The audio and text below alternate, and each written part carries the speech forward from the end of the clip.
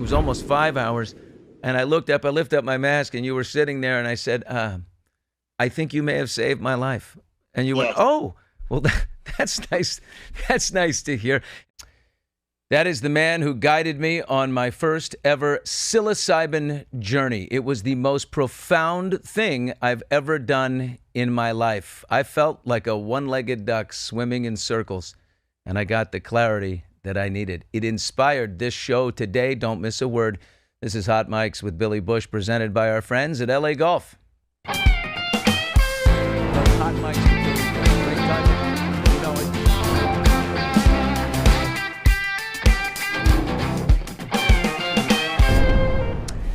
Hi, thank you for being with me. We are rolling on TuneIn and YouTube, and I can't wait to deliver this show today to you. It is all about the psilocybin journey, which I did, and they say the journey is the one you need, not the one you want. So I went on a psilocybin journey.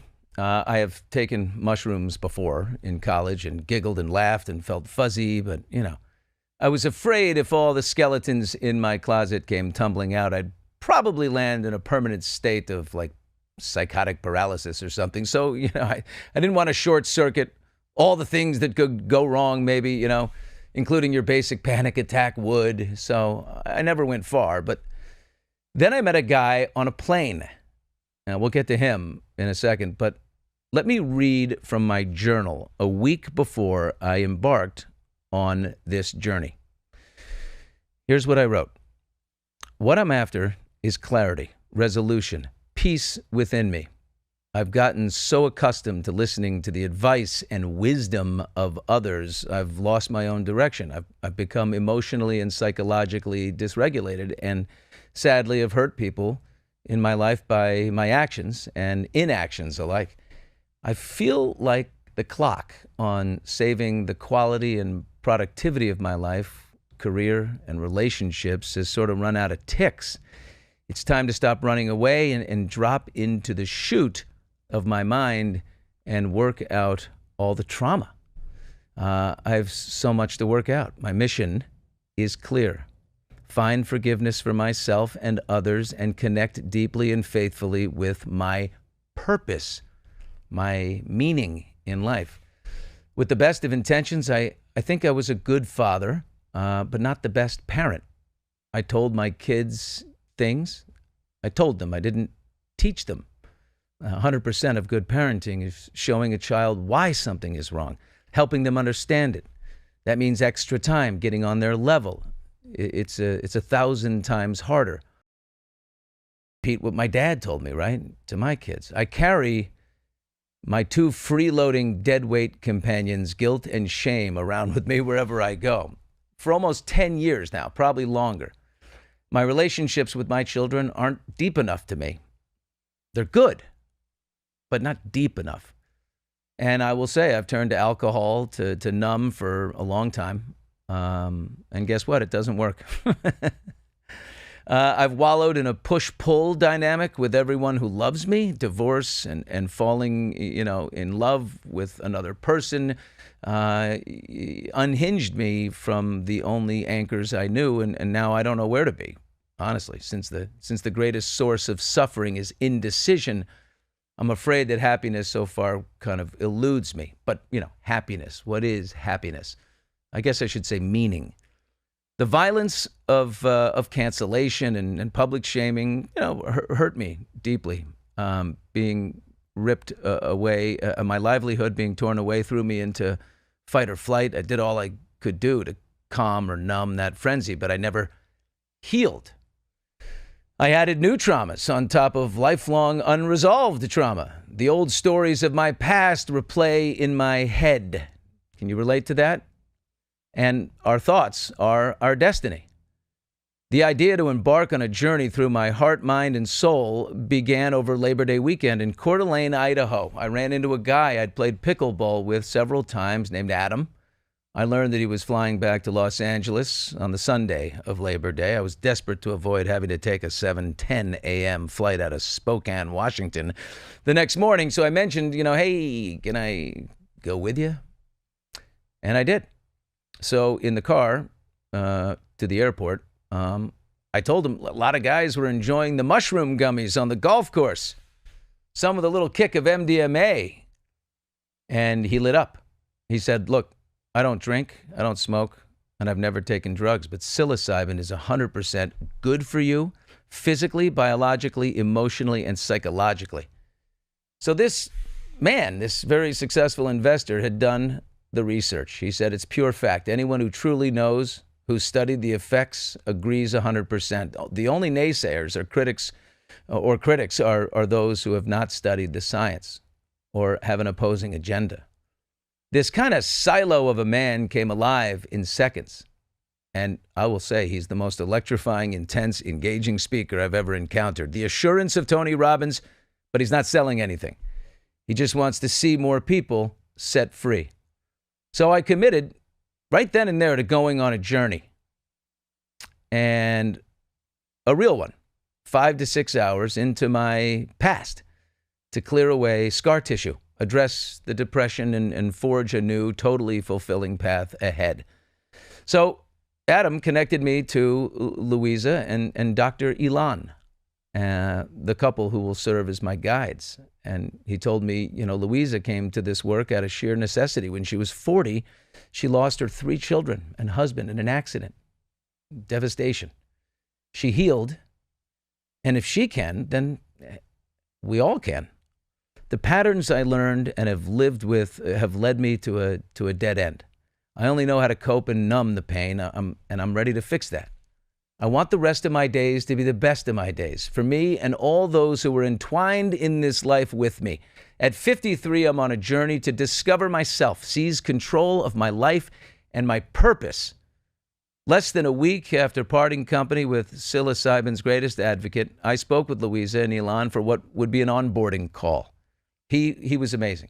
He came to his marriage late. He'd been called to care for Louisa in her grief as the best friend of her husband. Many years later, he got lost, but ultimately found his way back to her with a spiritual, forceful energy that welled up in him during a journey. Dr. Ilan will join us momentarily, and hearing it from him will warm your heart. So I'm stuck, right? Unable to move forward in love and relationship because the past is kind of holding me hostage. I got to take the hero's journey. Now, Ilan is an older Israeli man who has medical training as a chiropractor, but his true life's work lies in the magical healing of psilocybin. He swears by it. It works. With his permission, I recorded some of our onboarding call. And as he shared the process, I shared my concerns, the releasing of self-control and the panic, the fear that may come with that, simply the fear of letting go, of submission. All the intelligence in the world doesn't compare to what wisdom has to offer. And that's what this plant medicine does. It brings you to a state of wisdom. It brings you into a state of what we call Christ consciousness, where compassion, kindness, forgiveness, benevolence, the feeling of love, like when you fall in love for the first time, that you wake up to it every day. Every day is a new way of expressing yourself. Every day is a new way of creating. It's an opportunity for life to be unfolding and for you to watch the unfolding, as opposed to having to do something to make something happen. And that's the beauty of this work in a nutshell. It's really, we call it the School of Mystery. All right. Now, a full 6 days after that initial conversation about the journey, and on a morning where the hangover from several cocktails the night before had me annoyed by everything that was going on with the significant person in my life, arguing over petty details, engaging in the push, if you will, of the push-pull, I knew I should go see them sooner rather than later. So I texted Dr. Ilan and I said, just thinking, would next Thursday on 9/11 work? He responded right away as if he was waiting for me. Yes, we can. Let's start around 12:30. Couple nights before departure on the plane, I watched the psilocybin episode of How to Change Your Mind by Michael Pollan on Netflix. It was about the healing power of mushrooms, the effects that neuroplasticity, the paving of new neural pathways in the brain, the effect that it can have on your happiness, I watched cancer patients overcome the fear of death through a deeper spiritual realization. They saw themselves as just a small part of something bigger, an interconnectedness that brought comfort. I watched a young father break down in tears of joy and relief at overcoming his crippling OCD, full stop. He saw his life in the kaleidoscope and realized he had choices over his impulses, and he healed. These stories, prefaced by the origin of the magic mushroom, led me to believe that these things are here, growing out of the ground for a reason. It lessened my anxiety over volunteering for a journey that would require submission and a loss of control. Then I watched Dr. Joe Dispenza discuss the science of changing your mind. Our thoughts control our brains. They feed it information, which uses it to fire off synapses. I think positive things, and it fires off positive energy back to the brain. Good and bad, the mind and the brain are locked in a feedback loop. What you feed the system is your destiny. So I flew to the East Coast for something I knew I could do right here in Los Angeles. But for this, I wanted, seasoned professionals guiding me with maximum support and comfort because, look, I'm anxious, perhaps nervous about what I might encounter. I also knew, having traveled so far, I wouldn't let fear overcome me and hit eject. So I arrived to this spectacular home, a sanctuary. Everything was in balance. There was coziness on the stove in the kitchen. Louisa, in her dark shades and leggings and a black blazer, greeted me at the door. Shit, I'm crying right now, I wrote in my journal, loaded with empathy and love for this woman as I look back on her and her amazing husband who are healing people deeply. We all need it. It's not a party or a dopey trip like in college. This is how you dive deep into your conscious mind and clear hurdles and break through the walls our traumas have erected. As I write, I'm bawling my eyes out in silence at 6:30 a.m. aboard my first flight home from the journey to Atlanta. I'm thinking about the people I love, whom I encountered along the journey through my mind and memories. Here's what happened. Louisa and I spoke for an hour about my life. She fished for my reason for being there, my intention. I offered her everything I could. She listened carefully and met it with her own admissions of trauma in her life. And quickly felt, very much at ease, assured that I was in the right place and for the right reason. She shared with me a chart showing the stages of our lives, the traumas we incur as children. Even, the simplest ones take deep root between the ages of, 0 and 7. You got the Christmas present you wanted. Your brother didn't. Think of the trauma that the brother at 4 years old says, well, why am I not good enough?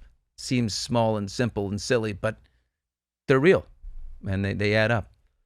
So I took 2 capsules of plant medicine, sassafras and something else. And Louisa said I had 40 minutes before the effects would begin to take hold. So we walked outside and visited her garden.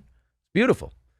I was nervous, though. My heart was sort of palpitating a little bit in the garden and for what was to come.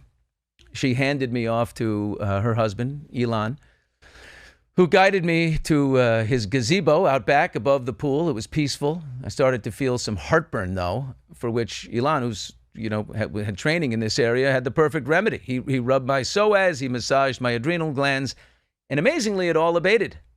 So laying down would be okay.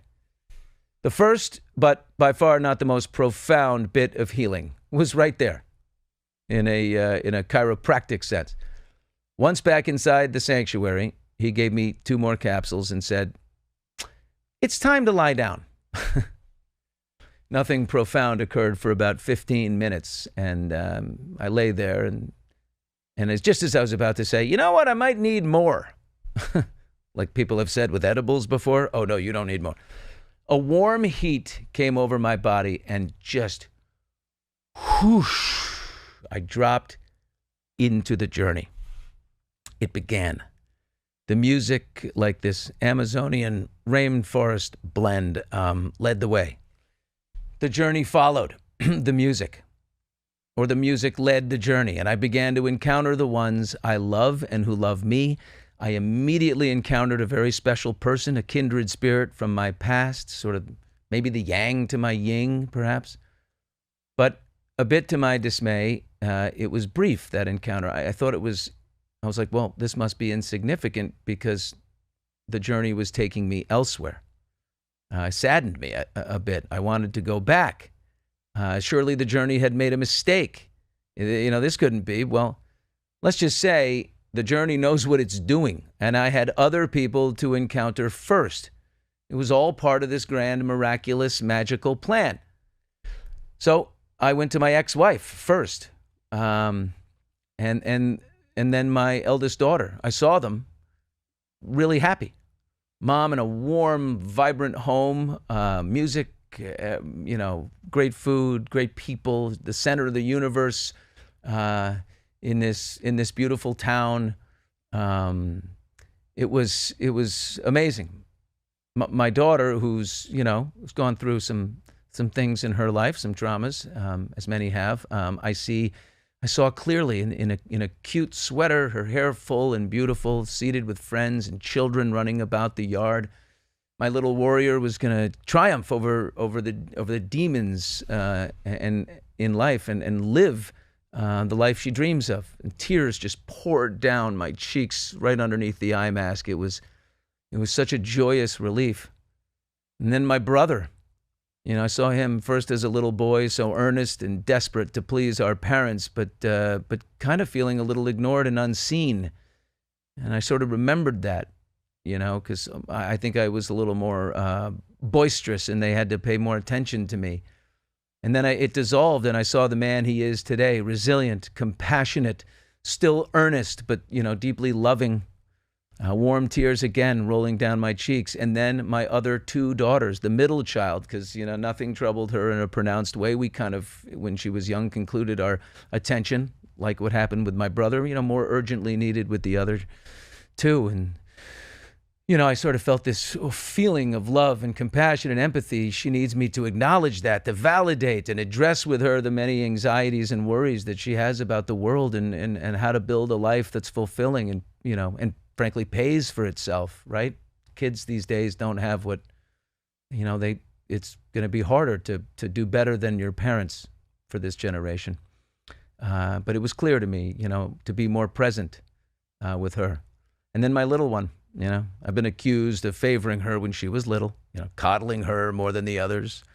And, when our marriage dissolved, my actions that, precipitated my part in it, hurt her deeply. I saw this, but I saw this deep love for me. So her disappointment in me was stemming from that intense love that she had for me. And so I saw her craving my attention, a bit territorial over me. It was beautiful. I resolved to never feel like, she wasn't the apple of my eye. Her life and career, I saw this flash because she's so smart that her life would be vibrant but that she will need my presence. And then a big one. Hello, Dad. My father died 4 years ago, and everything about his death was beautiful. I was there with him, alone in his bedroom when he took his last breath. I loved my father intensely and admired him, maybe to a fault. A man who saw life, in actually a very sort of black and white way, eschewing, nuance to the commandments, in the Bible and any exceptions to the rules, he just had to have that prism of right and wrong and black and white. And it had a tremendous hold on me. He did. And my divorce was a sore subject between Dad and me. He was against it. He was disappointed in my inability to see the marital covenant through. He was a stick it out no matter what guy.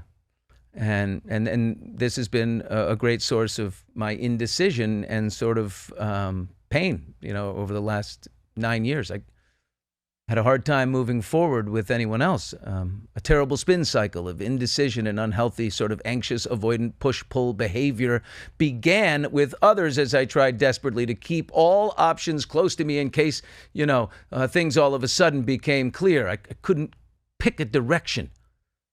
Something did become clear. As I encountered my amazing father, I saw him, though, in his entirety, right? An honest, morally structured man, but limited. You know, he grew up the son of an austere father and a saintly mother. He was one of 5 children. He made no major mistakes in life because he never allowed himself to experiment and fail too far. He was a song and dance man, a performer who got cold feet and ran off to business school when he convinced himself he couldn't make it. No doubt he peered curiously through the window of that box, but the tight walls around him rendered him, long on rules and advice, but short on experience. I felt a compassion for the little boy that Dad was, who only did what he was taught, what was right. And then he passed it down without nuance to his sons. No blame. That happens almost in most cases, I guess. I realized I could love my dad fully, but make my own rules, set my own code of values, and just frankly be my own man. It was fabulous resolution. It was emotional. And then I saw my mom. I saw their relationship. I saw my mom for the stalwart, amazing woman that raised us, and I cried deeply for her. And then the first person I encountered in the journey came back, that brief little interaction that ended so quickly. Well, now it was time. And a warm feeling came over me. There she was in a White House with a wraparound porch, and the tone and energy in the house kind of matched her relentless positive energy. And there were kids all over the place, older kids, having fun. I don't know if that image and that vision is literal, but that energy, that full house of love and fun are definitely in my future. I see it, I feel it, and we'll welcome it when it arrives and work towards it. So that journey told me to send a text, and I did. I'll leave the meaning of the text to me. And there is when I stopped writing on this flight back to Los Angeles a little over 3 weeks ago. But on that flight, I felt totally at peace, resolved to do the work between this journey and the next, which is reading books that speak about life's meaning and always going forward, never looking back. I began with Viktor Frankl's Man's Search for Meaning. The next book is Feeling is the Secret by Neville Goddard.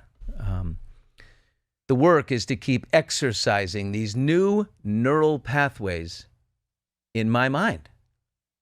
I'm pretty sure when the pieces are in place, Dad will look down and he will get it. He will admire my decisions and know that they were right. He may be rigid, but he ain't cold. So, coming up, a functional medical doctor, the man I spoke of. He's the guide, the facilitator. He walked me through my journey. I have great love for this man and the healing that he is doing in people's lives. And then the neurosurgeon will come in, the data, the science. These are all important. The state of where this healing medicine is in our country. Stay with me on this journey. Whew.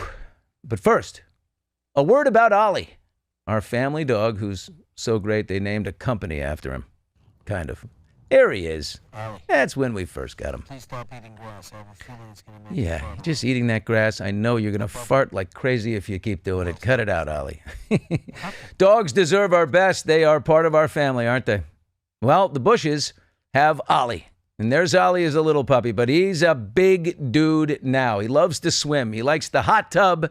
He likes to sit on people like he's a shih-poo. You're not a shih-poo. You're a 100-pound golden retriever. Obviously, we want the best for our dogs. We've started using Ollie. Ollie the dog food. It is incredible. They understand that special relationship that we have with our dogs. And not just, for the name. There's Ollie getting his Ollie.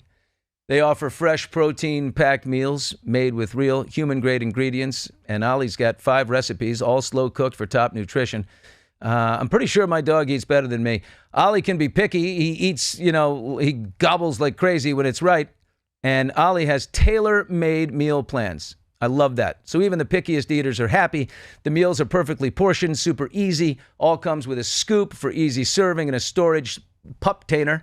Their app is easy. The Ali app offers on-demand health screenings where you can, tap real experts. So, look, your dog's well-being starts with the food. And that's why Ali delivers fresh, human-grade food that your dog will love. So head to ollie.com/hotmics. Whew. All lowercase, by the way. Tell them all about your dog and use the code HOTMICS to get 60% off when your welcome kit arrives. All right? You can subscribe today. Plus, they offer a happiness guarantee on the first box. So if you're not completely satisfied, you get your money back. There you go. That's ollie.com, OLLIE.com/hotmics, and enter the code HOTMICS to get 60% off your first box. Well, I am so pleased to welcome the man who helped me through this journey, a functional medical doctor whose own personal experience in his life led him to his own healing. He knew at that point, I have got to pass this gift on to other people, and through a new friend of mine and someone Ilan has known for a long time, our paths connected, and he got to pass it on to me. It's amazing to see you again, sir. And I ask you just as bluntly as I can, what happened to me? Well, you had an experience that kind of brings you into a particular state, which we call the higher state. It's the state that we were born into. It's the state that was there prior to the development of our ego personality that led us to believing the world is a particular way, that we now had to keep proving that the world is that way. What you had as an experience was to now show you that whatever it is that you made decisions about in your life may not have been an accurate description of what it was that actually happened, but that what you did was confound the two domains of that what happened and the story that I associated with what happened. And what happens is that the stories start to dissolve. These particular stories that we made up as true to whatever the experience was, we find out that maybe it doesn't have the merit that I thought it would.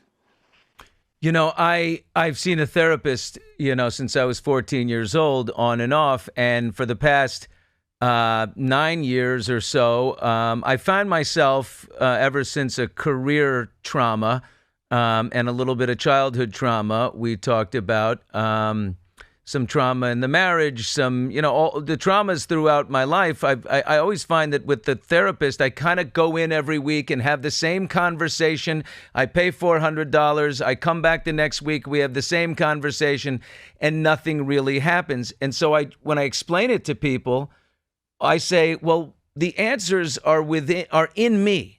They're in me, and I'm having a hard time accessing them. Like there's this wall of scar tissue from experiences that I just can't get over.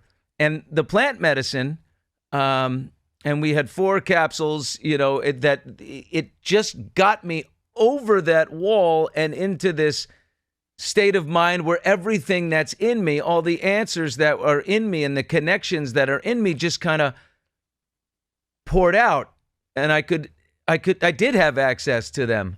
And I'm just wondering, how do we open up like that because of these plants? And why in the world isn't everyone opening up like that? Well, those that have the experience do open up that way. I haven't seen a person yet who has done this that didn't ultimately come in with some sort of trauma like you had experiences. I mean, it's hard to go through life and not have had some sort of either micro trauma or big trauma.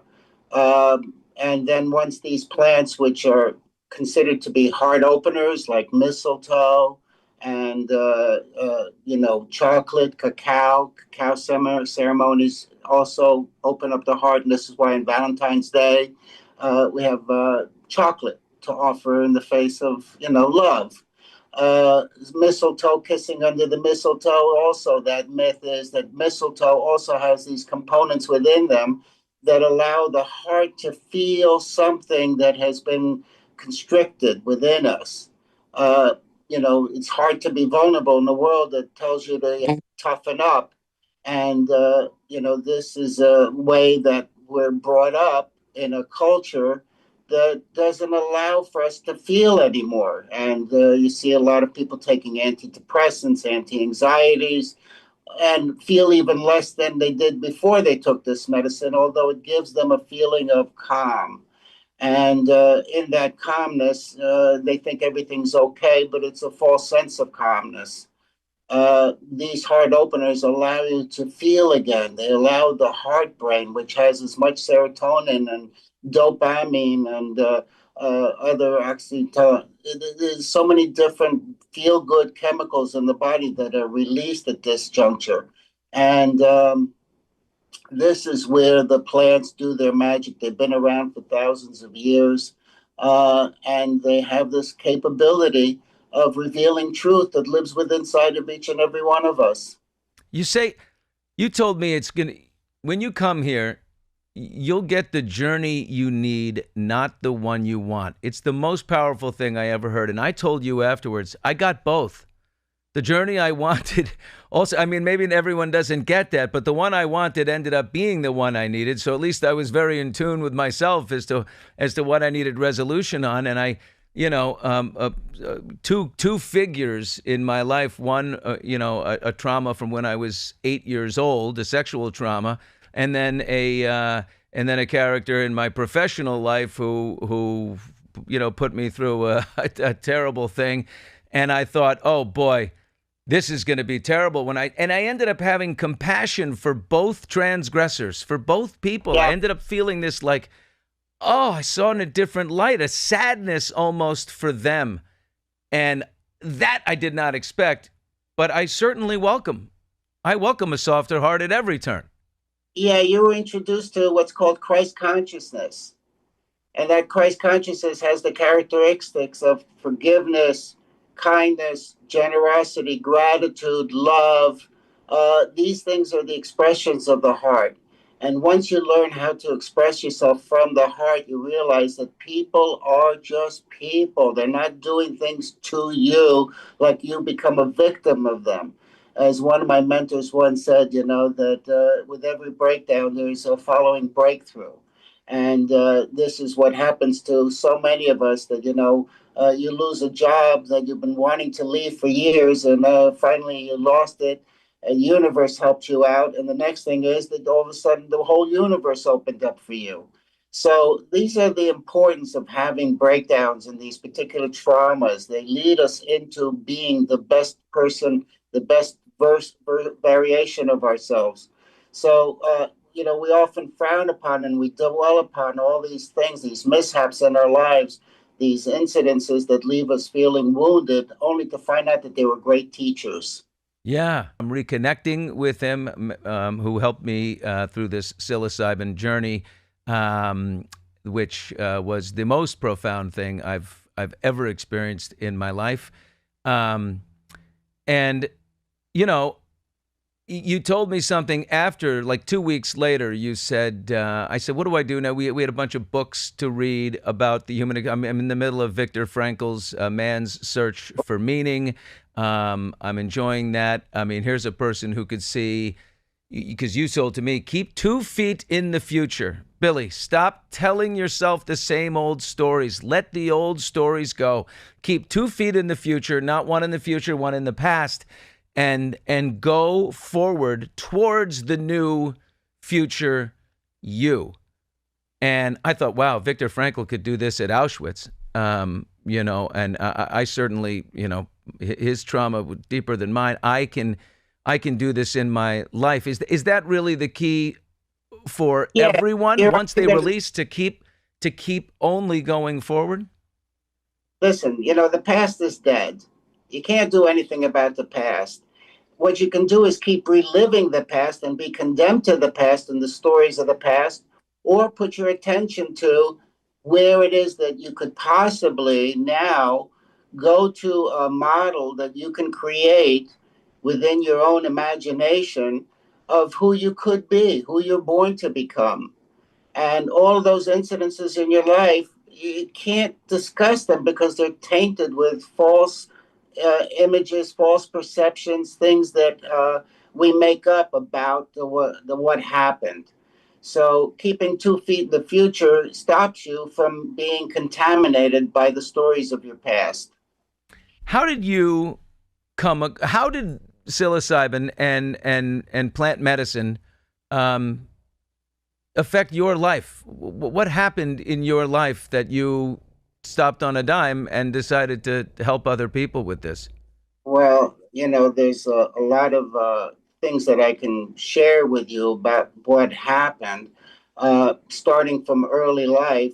Being born to Holocaust survivors certainly was a trauma, because it was early on in the 50s that, I started to recognize certain elements of my parents' energy, which I took on, and a lot of them were in sorrow, sadness, loss, and I just didn't know it. That all this facade of being a happy person, that deep inside of me there was some profound sadness. Having transitioned from one country to another was another kind of a micro trauma where I didn't speak the language and had to learn how to acclimate to a new way of being in the world that was different than where I came from. And then, being made fun of and not feeling a part of society the way, some kids just come in and can feel grounded in relationships. I didn't feel that way. Uh, then growing up, I think some of the traumas that really made a big difference in my life was when my best friend and his 3 children got killed in a car accident. And I was very close to them and to the wife. And 6 months after the accident, we were married. Uh, Within 2.5 years, we had 4 children, two of them twins. But marrying her, we both shared a common trauma, didn't realize that what it was called was PTSD. It took its toll on our relationship, and somewhere about 20 years in, I think both of us had had enough of not being able to resolve, even though we've had a lot of background studies in Buddhism and Kabbalah and Bible, existentialism, with great masters, but none of it was able to pierce the veil of the pain and the suffering that was there.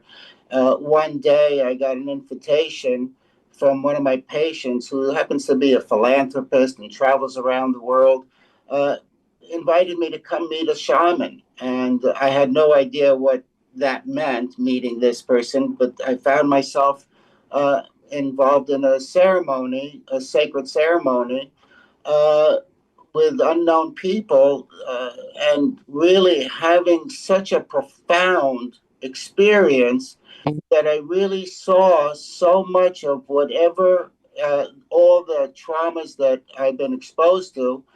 I needed to, number one, heal them, but I understood the biblical ramifications of the pain and the suffering that humanity is now going through, not only now, but in the past. And this is the time for healing to occur in the world.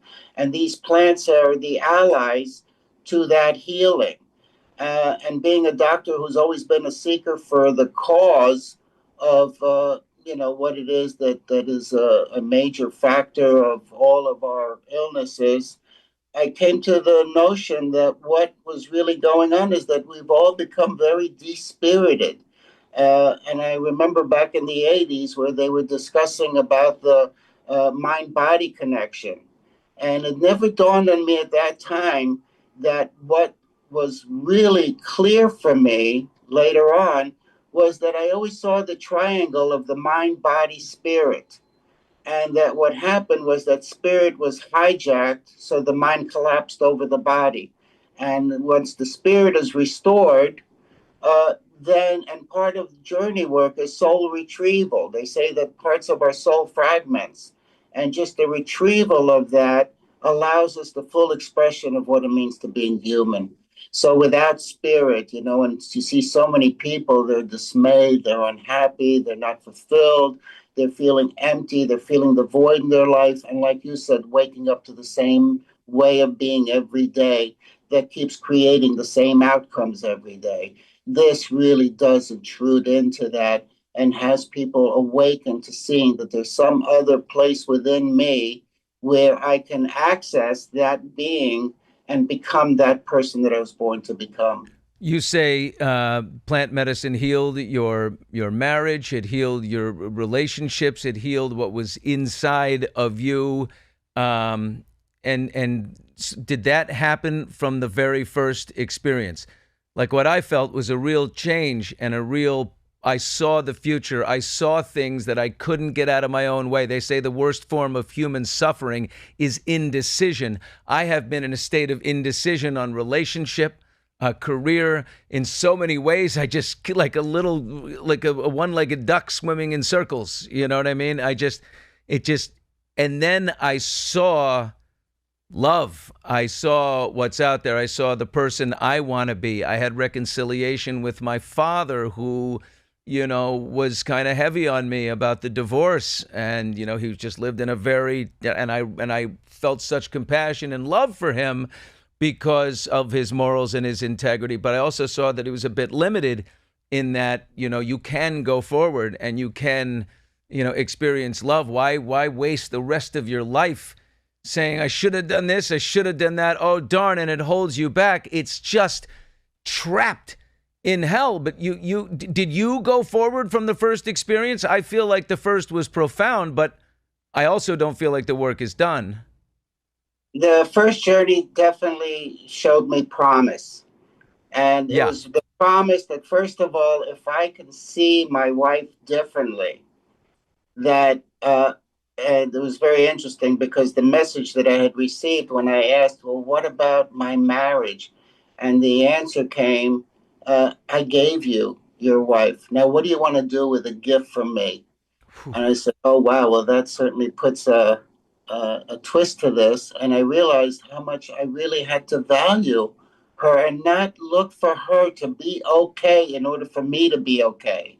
I saw that I needed to be okay, and then she'll be able to be okay from there.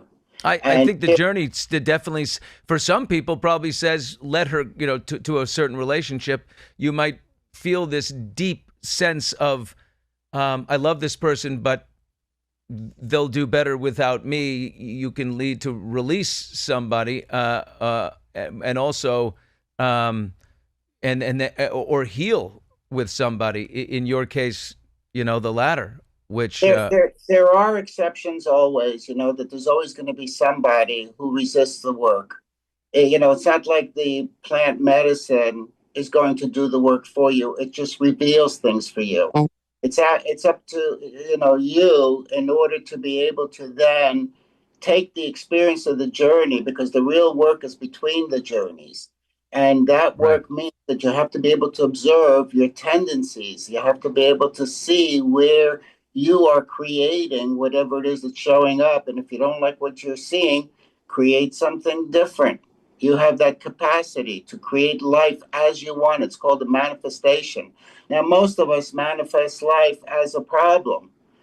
Then when you see that life is not a problem, things aren't happening to you, but they're happening for you, then you have access to some shift in your own consciousness to take responsibility for all that's in your life, that you have something to do with it all. Yeah.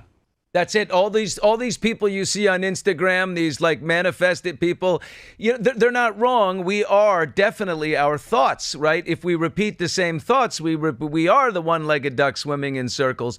But what the journey did for me, what plant medicine did for me, was let me see my amazing capacity for love and for this future of forgiveness and love and compassion. And once you see it and you feel it so deeply, I remember hot tears just pouring down underneath this mask. And do you remember I got up, I was thinking it was about an hour long, and it was almost 5 hours. And I lifted up my mask, and you were sitting there, and I said, I think you may have saved my life. And you went, oh, well, That's nice. That's nice to hear. And I said, how long was that? You said, I said, about an hour. He said, almost 5. I said, oh my God, because I remember saying, I don't want to come out of here.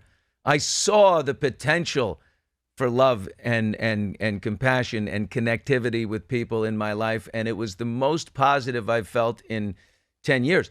What you say is absolutely right. It's the work in between. You can go back and do another journey, but in between, it's training these neural pathways. You're opening pathways that are new ways of thinking and feeling, and now you got to exercise them just like a muscle in the body, right? Absolutely.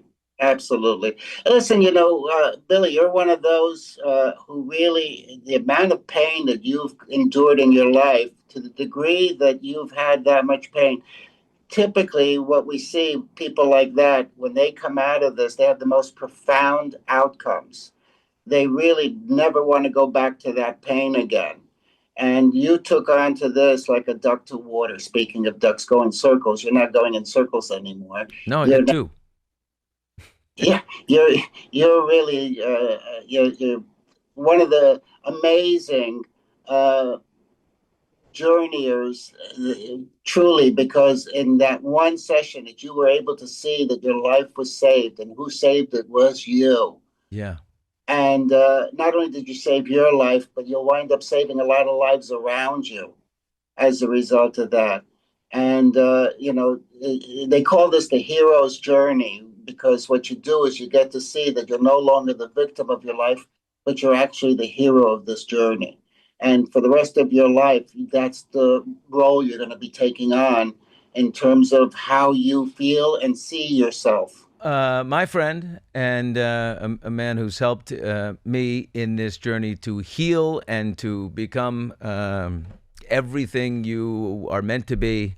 I appreciate it so much. I want to end with this question because it's leading me to where I'm going next, and that is the reason why this is not accessible to people, is it because Big Pharma can't make money off of it? Because Economics is a big part of it. I think fear is also an element here, where people are afraid of something that is contra-cultural and counterintuitive, which this medicine really is. While you should be having disdain for some of the people that wronged you, all of a sudden, you're having compassion. You're having a recognizable, feeling of maybe they're not so bad, or maybe this was meant to be. You have forgiveness in your heart. This is not typical of the way that people are in the world. How you come out of this is that you've broken through the cultural, already always way of being in the world, where I should resent and I should be bitter and I should be retaliatory and I should be angry and I should discard this relationship. You have great value from this stuff, but why it's not, known and accepted by so many people, a lot of it has to do with the history of the plant medicine and how people were fearing it and not knowing what would happen to them. Would they freak out? Will they lose it? Will they have to, go nuts? People don't know that this is the most gentle form of healing that's ever been produced on this planet. And, as I often say, it's like sitting on the Dalai Lama's lap and being spoon-fed love. It is the most beautiful, and I've seen young children come out of this so healed out of one session that you want to cry, because you see the gift that these plants are and how they can produce such a powerful healing, which, for me was my big quest in life, was that I always had to find the cause of all this damage that's been done to people. And through 45 years of my practice, I never came across anything like this, Billy. we will continue our conversations, but I thank you for spending some time with me here. You are the greatest. Thank you. Well, thank you, Billy, and I love you. I love you too. Take Wow. care. Wow, what a guy. What a guy. And I mean, I have to say, I think this has to be, in my view, accessible. I think if you're listening right now, you're curious for sure, and I can tell you the profound effect it's had on me, but we go forward. I mean, I don't have every answer right now, but I do have an experience that I could never get from any therapist. And I touched upon the big pharma. They can't make money off something that grows in the ground, and the people, who are running it, they have their own traumas in there. I mean, think about all the focus we have in our lives right now on AI. Everything's AI. Well, I have a question for you. How's your EI? How's your emotional intelligence? What's happening inside there? That's where the healing is. That's where the joy is, right? Don't you feel like as more technology we have in our lives, the less happy we are? That happiness is in there. I can promise you. It's just like you got to get to it. And look, not to crap on therapists. I'm sure there's some great ones out there who have helped people do that, for sure. So if you've got the right one, that's great. This happened to just work for me, and that's all I'm going to say. Now, on the medical front, coming up, we're going to talk to Dr. Dan Kelly, who ran a very important psychedelic program, psilocybin program, here in Los Angeles at one of the major hospitals. He's going to come in studio here and have a conversation about what is the progress? What is the prognosis for this in people's lives? Can this happen? Can it get through the government? Can it get through the FDA? Can it become something that heals the world? And more importantly, you. So Dr. Dan Kelly is on his way. Hot Mics with Billy Bush is sponsored by our friends at LA Golf. Believe me, my golf game got better with it too. I can't believe it. A little more in tune, a little happier out there. LA Golf has got the most technologically advanced golf gear on the market. Get more out of your game with LA Golf's advanced ball technology, shaft design by Bryson DeChambeau himself. Take your swing the extra distance, 10 to 12 yards, a little bit further. That way you don't have to hit such a low, nasty iron on your second shot. You can hit something a little easier. Get more out of your swing. LA Golf is changing the game with the most technologically advanced golf products on the market anywhere. Take the swing with LA Golf today. Okay, back into it. Anxiety, depression, cancer-related stress, post-traumatic stress. It's everywhere. People are suffering, and look, you can treat it. But research shows you can heal it with psychedelics, LSD, MDMA, ayahuasca, psilocybin, which of course is my focus today because I took the journey. And Dr. Dan Kelly runs the Psychedelic Science Institute in Los Angeles. He's a leader in the field. He's not just a believer, he's a knower. And Dr. Dan, we welcome you. Thank you so much for being here. I've watched your YouTubes. I've watched it so much. I feel like I really know you. We're getting medical here. Well, what does psilocybin do? Great question. Well, psilocybin is a serotonin agonist. Serotonin is one of the neurotransmitters in the brain, and it activates those serotonin channels. And it's still quite controversial exactly how these psychedelics work. LSD is in the same class, what's considered a classic psychedelic. But basically, they work to damp down some of the ruminative cycles that we all encounter in our... We all ruminate. We all ruminate over the past and things that have happened to us and traumas. Our sort of ego-driven state of being, which is essential for survival, but it can become very dysfunctional over time. And it seems that psychedelics, particularly psilocybin and LSD, when done in the proper setting with proper support and integration, can break some of those cycles and can help people sort of break through to new understandings and new perceptions about how they're functioning and what they're doing wrong and what they can do right. You know, this is exactly what happened to me, and I was watching one of your YouTubes, and you talked about this ego dissolution event that happens, disrupts the default mode network where we all worry about the future, we fret over the past, rumination, occurs, we stay in this same, like a one-legged duck swimming in circles just over and over again. Psilocybin shuts that network down, allows people to get out of that rut. And it's this concept of neuroplasticity, right? I mean, you get over this wall. I liken it to the scar tissue that just kind of we all gather from our experiences in life, and it's just hard to get over the wall. Psilocybin seems to break through that to where you can imagine and feel and open your mind and open your heart, let in empathy, let in love, new meaning, new perspective. And it's that neuroplasticity where these are neural pathways that are new, right? That we have not let the brain evolve. What psilocybin does is actually let the brain grow.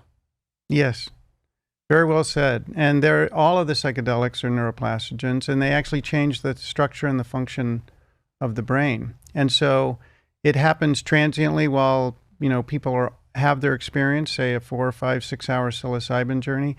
It damps down that default mode network, and it allows all these different parts of the brain that don't normally communicate to communicate. And through that, these new perspectives and these epiphanies can occur, and it can allow people to deal with and cope with their problems, whether it's a drinking issue, it's terminal cancer, it's depression, it's anxiety, and that's how we think they work. And it's a fascinating area that we still don't know a lot about. We don't know the functionality per se, but we're learning quite a bit through. So you don't know trials. why it does this. I mean, that's the mystery, right? We say magic mushrooms. But they grow out of the ground. So, maybe you and all of your incredibly smart colleagues are never going to know. We might not know. And, consciousness is a mystery unto itself. And as to why we're conscious and how we became conscious beings, that's a huge mystery. And why these psychedelic compounds that occur naturally on the planet, why they impact our brain so fundamentally for these short bursts of time, that is a huge open question. And part of the fun of being a neuroscientist and a mental health researcher, why this field is so interesting right now. And to get government cooperation, do you have to know? I mean, these are data-driven people, right? So do you have to be able to explain to them, why this? Because, in my mind, I just think this could help so many millions and millions of people. Right. I don't think the FDA cares so much about the mechanism per se. How do they actually work at a molecular level? They want some of that. They want to know that they're safe and that they're effective, and that appropriate precautions are taken when they're given to individuals. I think that's really what the FDA is focused on, as they should be. So the community is focused on this as a medical, tool that people can use regularly, or because, taken into their own devices. We were talking, you can have a bad trip if you decide, I'm just going to get a hold of psilocybin because it's legal now, and I'm just going to take a whole bunch of them, and you may not be ready for what's coming, for what's going to be unearthed in your mind. Exactly. And so these are extremely powerful drugs, and they need to be taken seriously because people can have a really bad experience. They can have a damaging experience if they're not properly prepared. And if they don't have proper, what we call integration afterwards, sort of the psychotherapy that goes on after the journey, in which you try to integrate what you saw, what you experienced, and integrate that into your life going forward, into the relationships you have. So it's really a process of preparation, being in the proper setting, the set and setting with the individuals that are guiding you or facilitating, and then the sort of follow through. So it's a whole sort of container of care that goes beyond just, say, giving an antidepressant, take your Prozac every day. It's a completely fundamental shift in an approach to mental health. And I think it's challenging for the FDA because they're used to looking just at drugs per se. They approve a drug for like hypertension or diabetes or lipids or for cancer. But the reason for the success of psychedelics is the psychedelic assisted therapy, because it's not done by itself. That's the key thing, and I think the FDA is working through that of how they're going to do that. And it's important for them to consider this because they did reject MDMA a little over a year ago for PTSD, But there's new phase 3 trials that are coming through for both psilocybin and LSD for depression and anxiety, and hopefully those will be approved by the FDA, but we'll see. Yeah, I did have a viewer, listener of mine, reach out to me on a direct message and say, make sure that people understand that these have to be done in a setting that is, intelligent, is well thought out, because she shared that she, left her husband and she did all these things that she did right away after a psilocybin journey. And she says that, she's made terrible mistakes. And so that's real. I mean, that is real. And so people need to be counseled beforehand, and also not to make any rash decisions immediately afterwards, because it takes time for these things to sort of percolate and resonate in your mind to really see where, what new direction you might want to go. In the clinical trials that we're doing at Psychedelic Science Institute, these are, all have a lot of rigor from the sponsors, the companies that produce the drugs, and from the FDA and DEA. And it's very rigorous and very, science driven. And the evidence has to be produced in that way for the FDA to really look at the data and really determine whether a drug can be approved. Now, psychedelics were available legal, right, in the 1940s and 1950s, way back, and through the 60s. And then in 1970, the Controlled Substance Act, right? I think that was Nixon. And so they shut everything down, and it was down for almost 30 years. Yes. So, obviously, did the Timothy Learys of the world and the hippies of the 60s ruin the progress? Could we have been much further along without these, great seekers? And I think people like Timothy Leary, Richard Alpert, who became Ram Dass, Ralph Metzner, they were part of the Harvard psilocybin project in 1960 to 63, and they initially had very good intentions. I think Timothy Leary went off the reservation, so to speak, and thought it would be something that all of society should just have, and I think that's where it really became a problem, and the government had a problem with the counterculture. And they saw it getting into the troops. The armed forces in Vietnam were doing not only psychedelics, but they were doing all sorts of other drugs. And it just became unmanageable. And that's what they did. They shut it all down. So it's unfortunate that happened. Timothy Leary did actually do some good, though. He was, he started a lot of things that have now continued, and was focus big on setting, this idea of your mindset and how you do it and the setting that you're in. So some of that came from him. But yeah, we lost 30 years, 20 years at least, because the first psychedelic research that began again in the 90s was with DMT and then MDMA and then psilocybin in the early 90s, and it's taken a long time to get to where we are now. So we lost a couple decades for sure.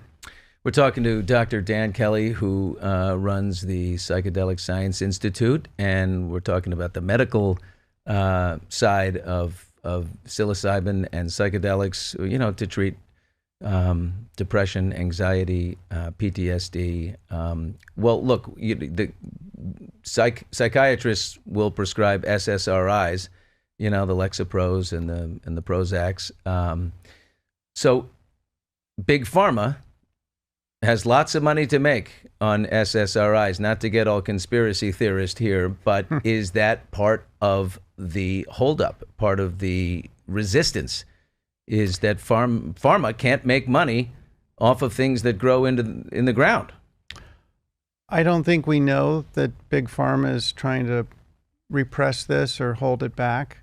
I think that the drug companies that are making the psychedelics, like MindMed, Atai, Cybin, Usona, they're very small companies and they're working through the process. But it's a hugely different model. The trials that we're doing now, for example, for major depression, the patient will it's a placebo-controlled trial, so they may get the real thing or they may get the placebo. But after the first about 12 weeks, then they have 4 more opportunities over the course of a year to take a real journey with psilocybin, because the FDA is interested in the durability of how long does the drug last and in which particular patients. So you would go from taking an antidepressant every day to maybe having a journey once, twice, 3 times a year to manage your depression.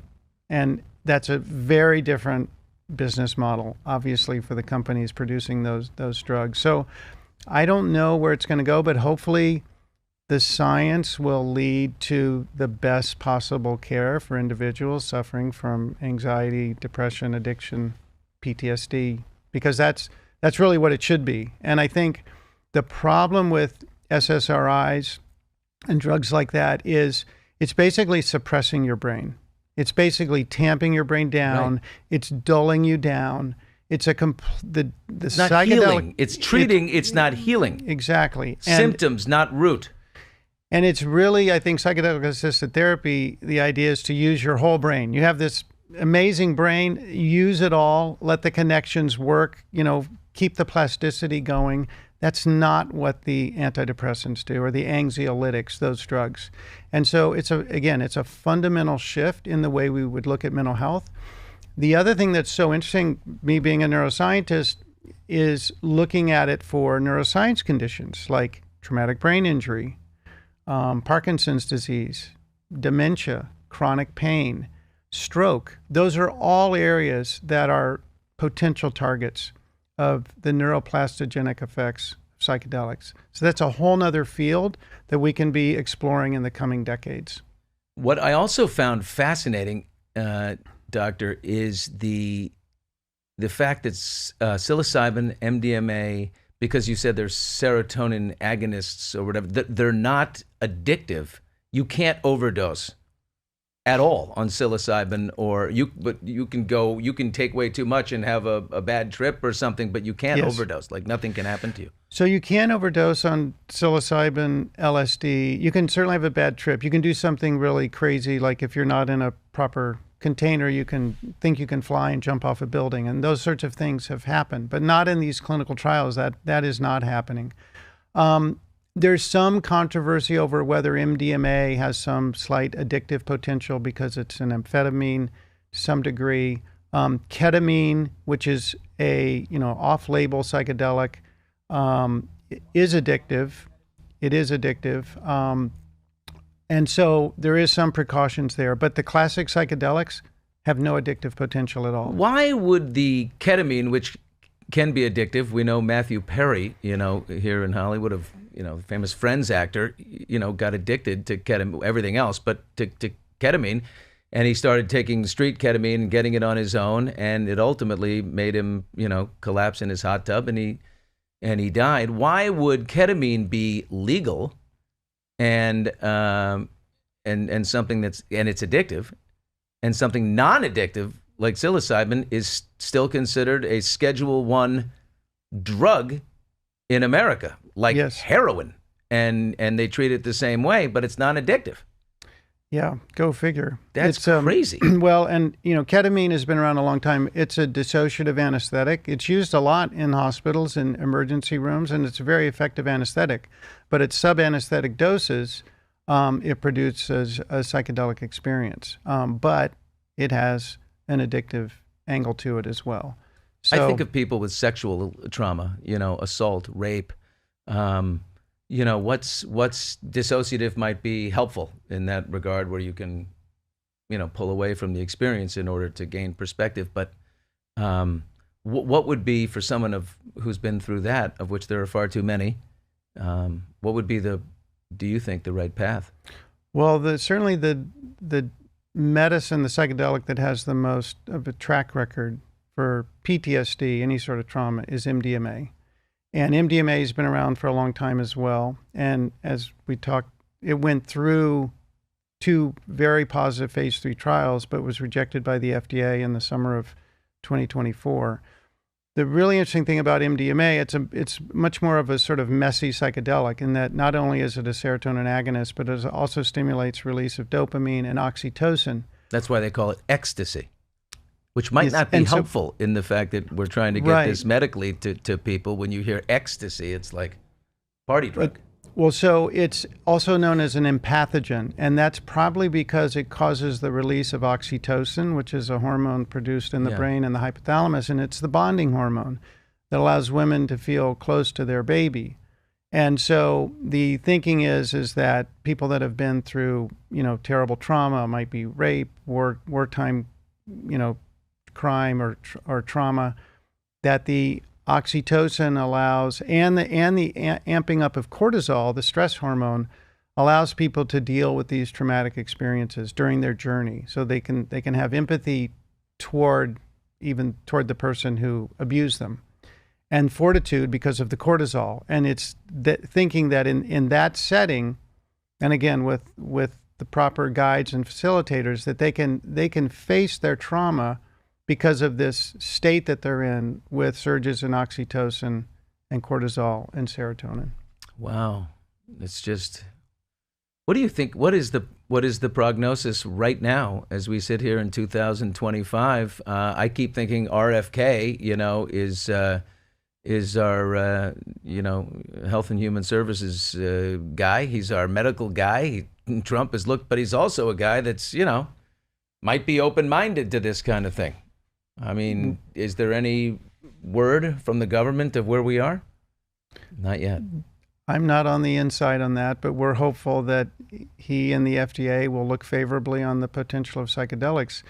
Right now, just based on the clinical trials where they're at, psilocybin is far into phase 3 trials with two different formulations, two different companies for treatment-resistant depression and major depression, and so they will probably go to the FDA for approval, hopefully in the next year or so, 2027. LSD is far into trials, phase 3 trials for generalized anxiety disorder, so LSD would probably be next, hopefully, if it's positive, which it seems like it probably will be. And then MDMA is still sitting there, and they may have to do another phase 3 trial, or the FDA may allow them to go back and re-review the data, and they may approve it. So ideally, in 3 to 4 years, we would have approval of psilocybin, LSD, and MDMA. That would be a huge game changer for mental health care. What can people do who are listening and they know that there's something in their lives that they're not getting from, maybe the regular weekly visit to the couch, or the SSRI that they have, that just don't feel any passion, for life, or maybe dull, and what can they do? Well, there are certain states and cities, Oregon, Colorado, where there's been some legalization of psychedelics, particularly psilocybin, where it's available.